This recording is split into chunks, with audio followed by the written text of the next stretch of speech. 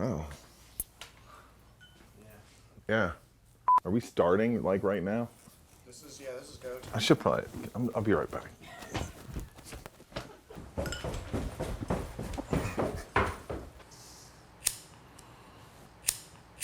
My name is Chris Koltay, and we are in High Bias Recordings on Michigan Avenue in Detroit.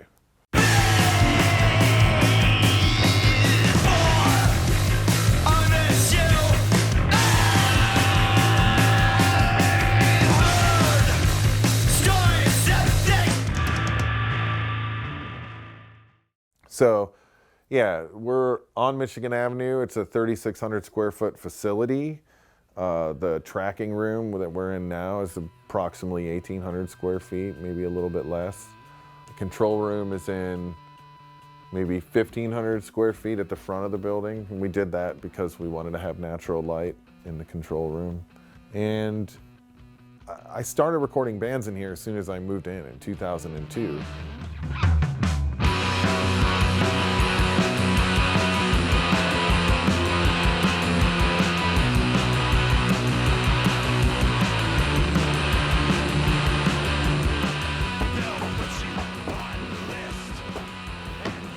So, this is the control room, obviously. This is kind of like the storage area of the control room.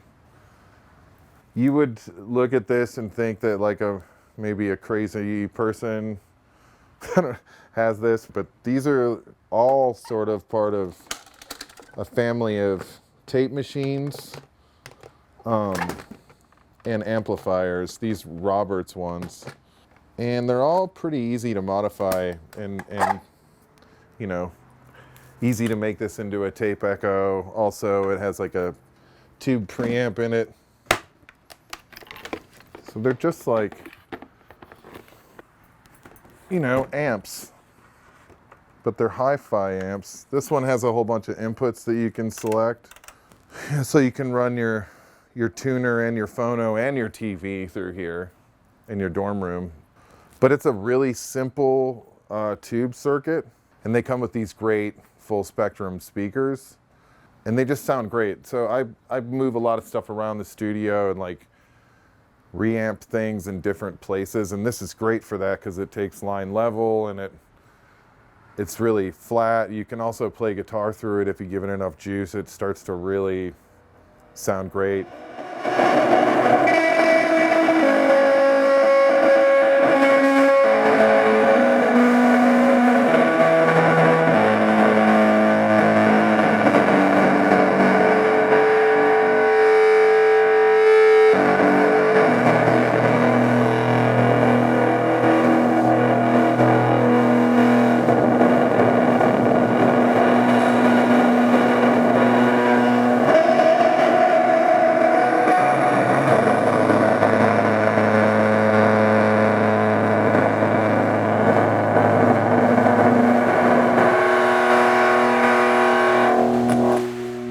It's pretty cool, you know, like you can actually stand in front of it. It's not like gonna kill you, but it sounds like a Bardo Pond album, like especially with reverb and shit. Well, moving to Cincinnati, I moved to Cincinnati to go to college when I was 18, and I moved there from Toledo.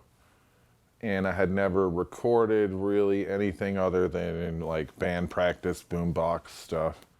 Started playing in a band, and you know, we went and recorded. Bands from Cincinnati would go to Chillicothe a lot to record at the recording workshop. And we did that, and I could never, I mean, with some good engineers, but I could never understand, like, you know, why it didn't sound like my amp did. So I was like, well, I'm gonna go to that school, and I'm gonna learn how to record bands. And I was talking to John Curley from the Afghan Wigs, and he was like, that's fucking stupid, don't do that. Come work at the studio, and at least you'll find out if you have a pair of ears before you go spend $4,000. So I did that, and then, you know, the Wigs went away to work on a record. So I went from being, you know, coffee guy, vacuuming the place, cleaning the place, assisting on sessions, and then recording the bands nobody else wanted to running the whole place. But I think I started wanting to go out on my own. So I started doing that in Cincinnati, and I had a couple 8-track machines. Like it all started falling into place, and I started coming up here and hanging out with a bunch of guys that lived over by the Gold Dollar and Cass Corridor. And it was a really wild, beautiful, wide open place, fully decaying, but there were people making art here that was like not dependent on anything at all, you know. I bought this place on a land contract. I filled up like 9 30-yard and 40-yard dumpsters of just shit that was in here. And then I set up a 2-inch machine, and like I had a 12-channel Neotech so I could record 12 channels at once. And then I had like a Mackie sitting on the milk crate next to it that were the returns. I don't know. We just started making records. This is another one of my favorite things, is the Altec 1220. They sound super good. Just putting a drum set through them, you know, they have a really cool compressor. And you can find these for not that much money. There's like a master EQ, you know? So you can put your drum set in here. There's 10 channels. You can do a little sub mix. It's mono, which I really dig. But there's also independent outs on all the channels too. So lots of times if I want to do something up here and I don't want to like start thinking about the patch bay, you know, I can do vocals and stuff and put pedals on top of here and make a whole other sound. I like to do that when I can, like set up, oh, this is this station for this weird shit that I'm gonna do throughout the duration of this record. Oh, that's a Sony MXP 3036. And the best thing about it is it sounds like almost nothing. I mean, I don't know. It's a very everyman sounding console, you know? And it's incredibly well built, and I hate to say this because I got work coming up, but it always works. That said, I really only use it to monitor the tape machines and to do headphones and to like route stuff out to effects while I'm tracking. So that kind of brings us around to this stuff. Like for example, if I'm gonna track a guitar and the dude has kind of a thin, maybe he's playing a telly through an amp that is a little bit nasally or something, and I want to add some like girth to it, I'll use one of these guys. It's the RCA BA43 with the BA45, but I think it was just used for television, like broadcast back in the day. You know, AGC compressors and their expanders too, they work really well. I really love the cheaper DBX stuff because it's crazy, and the 900s are like, those are pretty huge. These are like kick and snare, almost always. If I need like something a little slower on the snare, I'll do one side of the 1178s or these KT 1176s. Michigan is gone. Dance music is gone. The world is heating up. Yeah. This place is fucking. I didn't have a plan really. I'd been up here enough, and it seemed like everybody recorded either with Jim Diamond or at this place called the Temper Mill or Rust Belt. And all these guys, all these studios have had like incredible engineers working there. It just, places have a sound and a vibe. And I just felt like, I guess long story short, there was a gap in the middle for people who maybe just wanted their stuff to sort of sound like their stuff. And I felt like I could sort of front load the process with gear and with sound that's available before I even get mics out. And so I tried to make a place where you could make more choices earlier in the process. You know, seemed like there was a lot. Still back then, studios were like, yeah, the recording, but when we mix, that's when it's the real thing. That's when the record gets made. And I didn't want to do that. And it seemed like I had a better shot at doing that if I had my own joint. So we have a lot of unique and strange ways of storing things. And one of those things is odd cabinets. So this is, it was from like a cafeteria or a school, like, you know, it was like the speaker that would be on the wall in the cafeteria at a school. And it has some shitty Zenith speaker in it, and somebody wrote Dave on it. So I bought this for $5 somewhere. And then we just brought it home and put a little 1/4-inch guy on the side of it. And I have some low wattage amps upstairs, and we use a lot of this kind of stuff. Obviously, we have lots of the Emperor stuff. Love the Emperor stuff, loved that company. I think this one is stocked with 50-watt Webers, and this one has 65-watt Webers. And the 200-watt cab is a modular cab, so we can take the back off of it in halves. So I could make an open back 412, which I've never done, but I have opened the back of the top of it if I don't know, if I'm looking to do an overdub and I want something a little chimier and more Fender-y vibe. But I love their cabinets so much. I forget what's in here. There's a couple of old hi-fi speakers in there. I think maybe they're Bozaks or something, but they're like full range 12s. And that's like a lot of the stuff that I'm into is that like not typical guitar speakers. Although that's what all this shit is, and I use it all the time. But it's cool to have other options, things that are maybe giving a different frequency response or spectrum. You know, we have a lot of low wattage amps upstairs.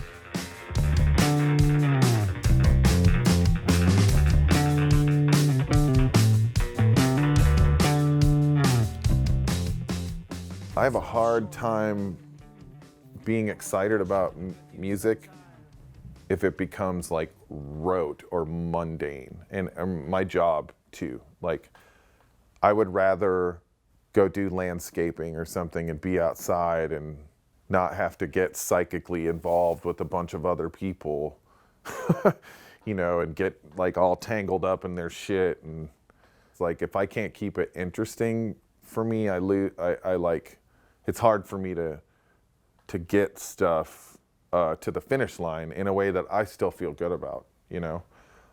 So I front load the shit out of my process. For me, for the band. And, you know, to be clear, there's bands that I work for where they don't want to do that. They want like the most wide open, where every guitar track has a DI, just in case we don't like the high watt or whatever. And that's cool. That kind of record making is legitimate, and I'm not taking a stance on any of that. But like, if a guitar player is like, hey, for the overdubs, I want to do this, this, and this. Like, I want like a super fuzz kind of sound for a bunch of solos with a slapback. I'll put together a pedal board with a couple of my favorites of those things. And then maybe he wants another thing with like the speaker cranker and like some other thing, then that's fine. And a lot of times I'll put that stuff on the same pedal board, then we just don't touch it. And then if the dude wants to go back to that, then it's basically a analog preset, you know? Like, what kind of life would you live if you could change your clothes at any point during the day? You'd be like, fuck, I hate this shirt now. I want to put on another shirt. You'd be walking around with like 15 shirts. Nobody wants that. I don't know. People want that. I don't want that.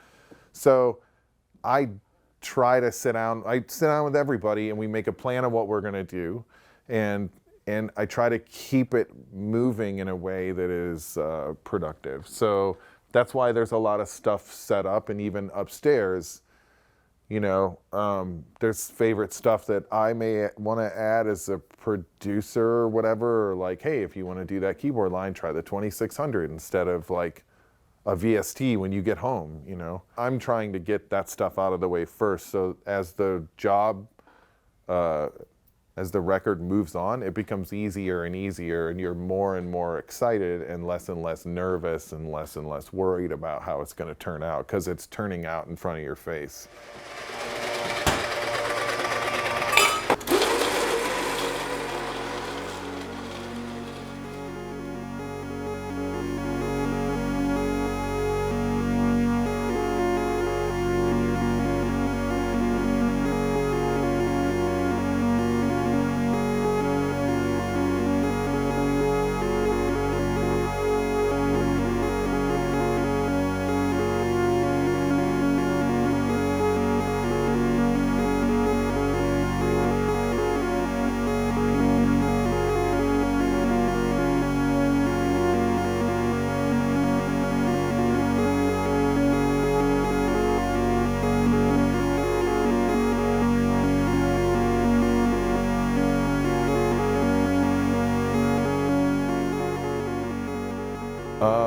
Well, this was just the lounge for a minute, and then a buddy of mine moved back to town, and he has a mix room back there. That used to be our bedroom. This used to be the living room. Then when we moved out, this became kind of like the adjacent to the control room. We do overdubs in here sometimes, and it gets a little dicey with the snare drums, but we've got a bunch of foam circles that we put in between there for when that needs to happen. But most of the time it's pretty cool, you know, because you can like, you get your own like percussion ensemble.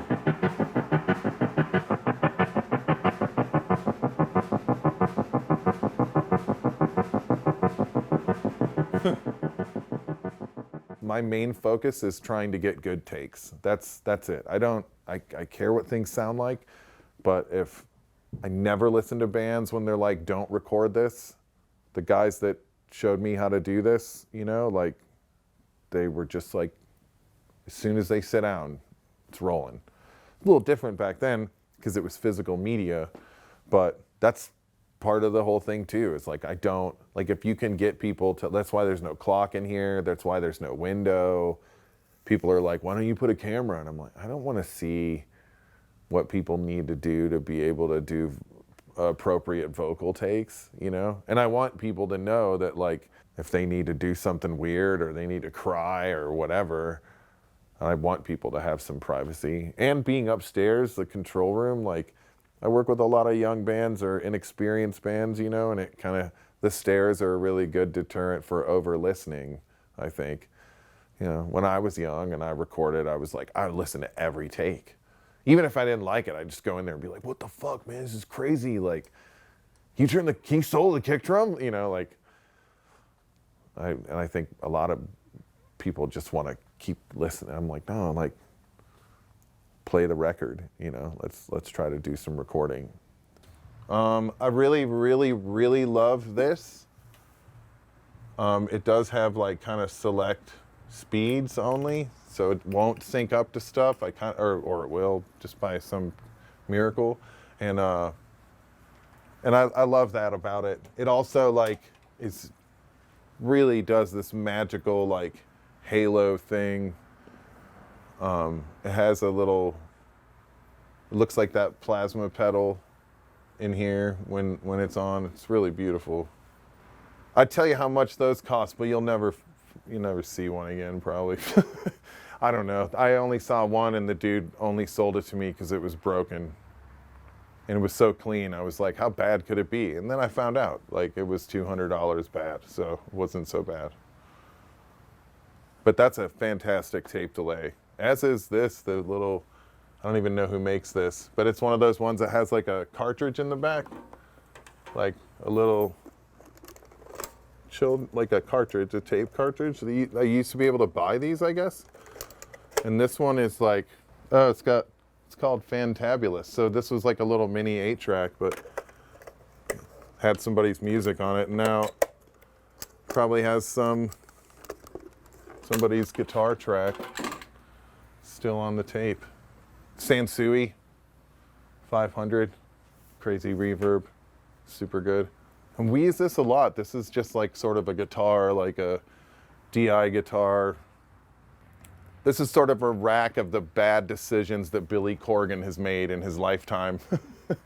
I think it sounds really good.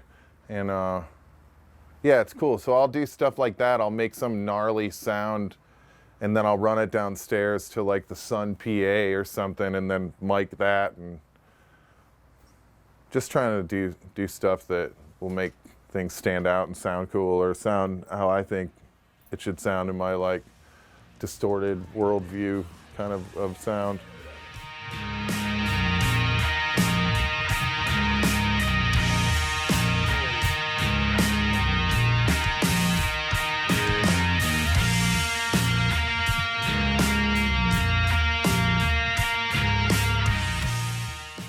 The other thing that I really try to do, not to a fault, I don't think, but like I'm trying to use the unfamiliar wherever I can, you know. like, the modular set up in the control room. I do that because people start talking about it. They want to know what it is. And then, the more curious would be like, can we use this on the record? And I'm like, of course, And we put that on the record, and 90, like, it's always somebody, if anybody asks a question, it's about that. If anybody's curiosity is piqued, it's because of that. 100 times out of 100.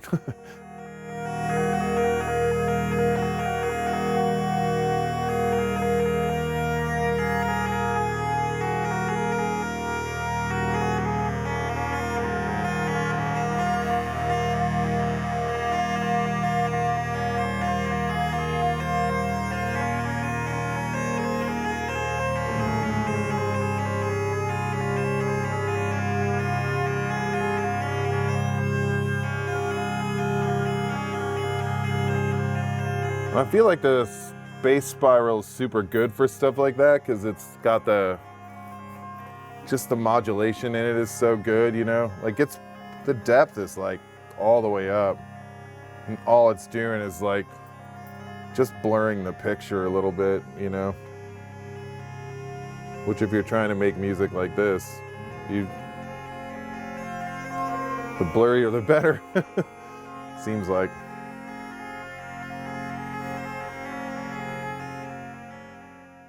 If people are gonna say anything, it's that. It's always the thing that isn't. And you can plug 79 Les Paul upstairs. You can plug it into the JCM 800. Like, I love that. I love AC/DC. I love the fucking Cars.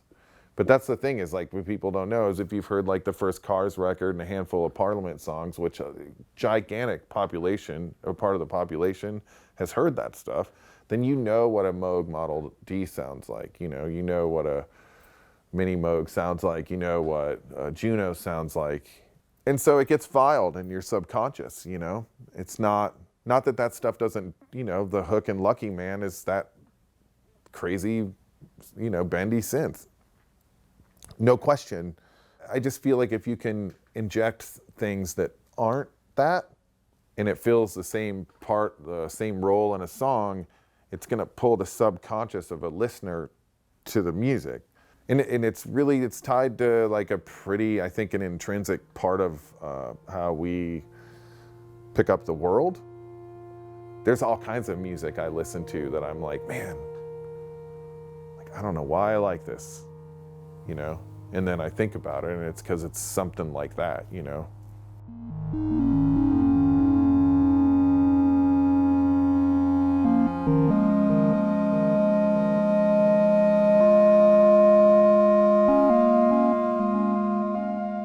This is the Theravox, which is, I guess, this would be like my number one thing. This ends up on a lot of people's records. If I play music live personally, this is it's my main thing.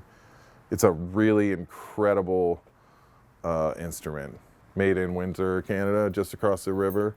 But it's basically like a theremin that you could play with your hands, and then there's these divots that are like frets.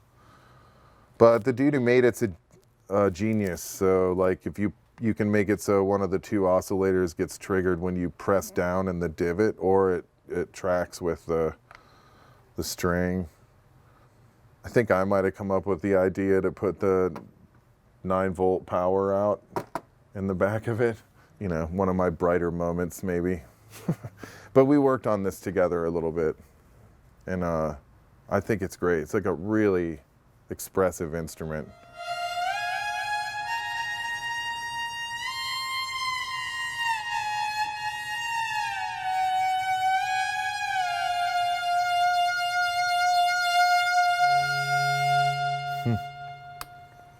Yeah, pretty cool.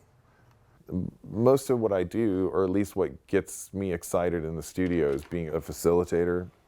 I really enjoy that process of working with someone who's creative, who's a great musician, who's like, I have the sound in my head, this is what I want.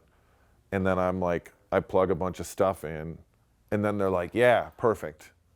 Or that's better than I thought. Or like, I would have never done that. That's that's really cool. Then they're happy, and if I can do that in a way that isn't just the exact same thing that somebody else is doing, you know, if I can steer it a little bit off center so it's like pulling on that part of the subconscious we were talking about, that's the kind of gear that excites me.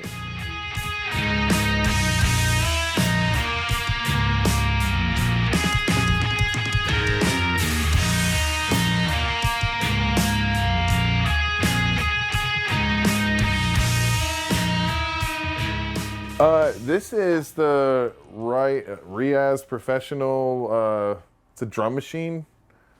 It's amazing.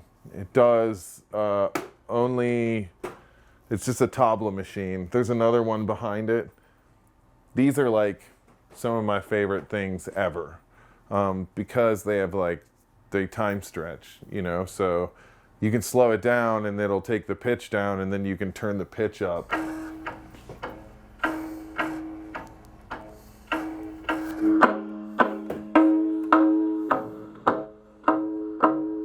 So that's the slowest, but you can like,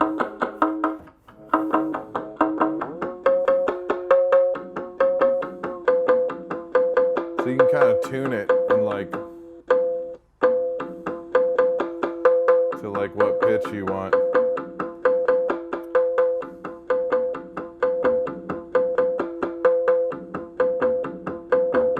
It's like a balance knob to take out the lower notes.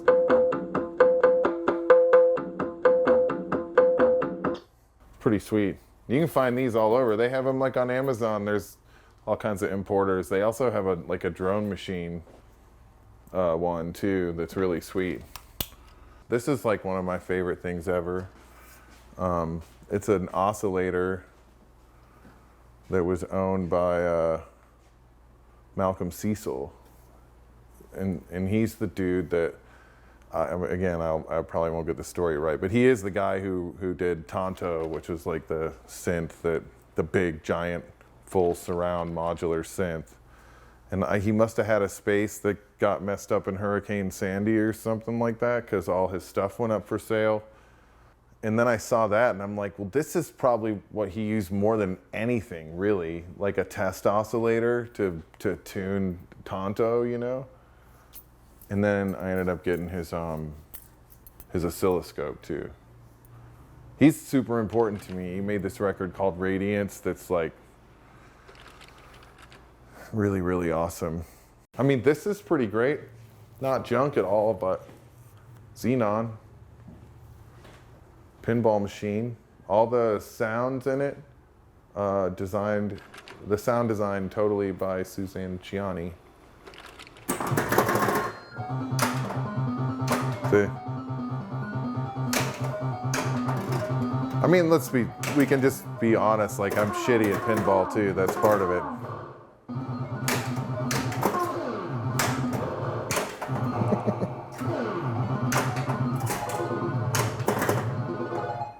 I don't want you're like trying to trick me to say something. But yeah, it's definitely a cachet of gear. It's a lot, you know? And it's a lot of stupid things. Like, I collect Sun PA equipment. I can't say enough about the Sun concert controller in general. If you have a band and you don't have a PA for your practice space, I can't recommend anything more highly. And for guys like me who play a bunch of different synths and keyboards and shit live, it's a no-brainer. It's a really nice 6-channel mono mixer with a spring reverb in it. I've recorded electric bass, use it as a bass head, as a guitar head. A lot of times when it comes time to do guitar overdubs, I don't necessarily tell anybody, but I'll have that hooked up to like a 115 cabinet or a 412 cabinet, and I'll run the signal maybe into something like an Iridium or something to make it sound a little more ampy or not, depending. And then I mic that, and a lot of the time it'll beat out like a tube amp, you know, for certain things. And then having the graph, which I'm pretty sure is passive in the circuit, although I can't say, but it's you know, this is flat and then you can only reduce, doesn't boost. Having that, they're just really fantastic amps, and they're not very much money, you know. They're, I don't know, you can get them for $300 or $400. And then we own several of the Sun model series, the Model 2, the Model 3. This is the 210 with the tweeters and the 212s with tweeters. I use those a lot. Same kind of thing, like have a very stylized guitar sound upstairs, or like reamping stuff. I'll often go for something like this as opposed to something like this drip edge Fender 215. Although that's an incredible cabinet, but that's not news to anybody. You know, you put a 50-watt basement in there and dime it, it sounds exactly how you want it. I love these Sun cabs, the 610s. I love that you can't, without taking the grill cloth, you can't mic it the same way that you would like a standard cabinet like this, you know, like at 90 degrees with a 57. Like if you try to do that with this, it's forced like off-axis placement, which I think is really cool. I've also like put, you know, like a 409 in here, and it just sounds crazy. You can imagine it's like very woofy. But I really love how these cabinets sound, because they're so dispersed. Like if you get back to like here, you start to be able to hear both speakers, and sometimes for shits and giggles, I'll use like the AEA R88 or something in stereo in front of it. Like I think that matters really in any way, but it kind of recreates the standing in front of it with the speakers sort of at that kind of angle. But that's probably my favorite guitar cabinet for recording, you know, especially with like a high watt or something. That's the gear that gets me, is like, I feel like I kind of have not a sixth sense, but, you know, I'll be in a shop and I'll see some tape delay and I'll be like, and I don't know, I'm not like, oh, I can hear the sound of it before, like, not like that, but I'm like, oh yeah, let's go. You know, that's why I have like 2 DoD Super Distortions, you know, because I liked it so much I bought it twice, and I didn't even remember that I had one, and I'm like, well, that's cool. Someday I'll plug both of them in and see how bad I can make someone's guitar sound. This is a crazy company. They've been around forever. I don't know if it's obvious from the title, but they're Italian. And I got this cabinet maybe 3 years ago. I've known about the company for a really long time. During a deer hunter tour in like 2011, my friend Gianluca, he was working for them. He was also mixing lyres, and I was mixing them. And so we were just talking before the gig, and he brought, they make microphones. Currently make microphones. You know, the 2060 is one of the mics that they make. And then I saw this cabinet on Reverb and bought it, and it's just a 212 diagonal cab. I just think they got the geometry of the cabinet right. And then this is one of their amps. It's a keyboard amp, 4-channel keyboard amp. It's really loud. It sounds really good. I think all their EQs are Baxandall curve style. I'm pretty sure their tube amps have the same, just, you know, volume, bass, treble. But we just kind of keep that hooked up. And then what the Krumar Traveler is here now. This is sort of my, like, again, like someone's like, oh, Farf. And I'm like, yeah, like I love Farfisa. We have several. I use them all the time. But for like a rock, like kind of, you know, style organ, I love it. And so it's hooked up to this constantly, and I'll just drop a mic over it. I used to keep the Disaster Transport Senior just up here all the time, because it's either going to be reverb or delay. But yeah, I mean, it takes pedals really well, this head. And it also makes me feel good. I think Krumar's an Italian company, so it kind of makes me feel like a little Italy corner over here. I love Italy, so that's always nice. This is one of the weirder amps we have. Is the GBX, which says it is an Ahead product. I don't know what that means, but it has Celestians in it. It sounds really good. This is its preamp, and there's a 90-watt power amp in here. And it's just a really loud, very weird sounding amp. Yeah, but we love Marcia, you know. This is a Gibson 412, and I'm super into these. They're the Lab Series cabs. Not probably super obvious, but it's a lot deeper and narrower, and I think the cab was supposed to be oriented like this. So you would have a wider, shorter 412, and they're made for the Lab Series heads. But it's really, really heavy, which I love, you know. It's the same reason that on the other end of the spectrum, you have like open back amps, and while that is still a part of the sound, a lot of it is just the amp going into the room and not having that, you know, sound pressure build up inside. Well, this is like the opposite end of that spectrum, where there's nowhere for the air to go or the sound to go but out the front, and it makes for like a really super intense kind of sound.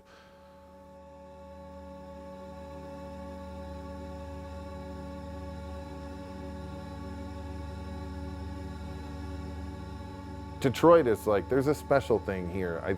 I don't know if it's the blue collar thing or the auto worker thing, or because like this is, you know, arguably one of the only cities that you could look at that this is like what late stage capitalism looks like. I think really, if you pull back the drapes or whatever, it's not super pretty, you know.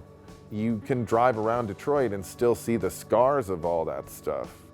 There's so much space here, you know. There's people like Brother Nature Farms, and